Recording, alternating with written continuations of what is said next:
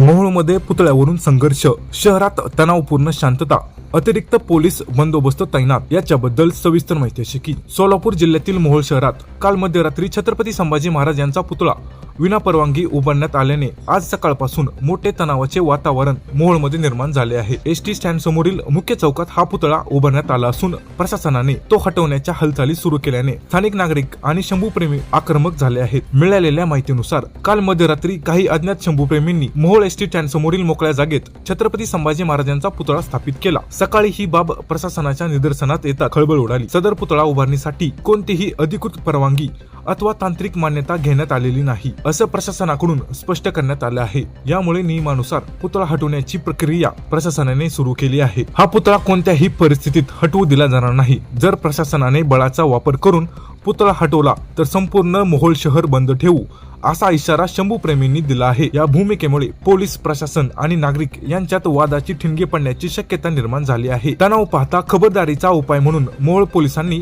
ST stand चौकात कडेकोट बंदोबस्त तैनात केला आहे। संभाव्य वाद टाळण्यासाठी पोलिसांनी पुतळ्याभोवती तात्पुरत्या स्वरूपात जाळ्या लावून परिसर बंदिस्त केला आहे। पुतळा पाहण्यासाठी नागरिकांची मोठी गर्दी होत असून परिस्थिती नियंत्रणात ठेवण्यासाठी अतिरिक्त पोलीस कुमक मागवण्यात आले आहे। सध्या मोहोळमध्ये तणावपूर्ण शांतता असून प्रशासन यावर काय तोडगा काढतो याच्याकडे संपूर्ण जिल्ह्याचे लक्ष लागले आहे।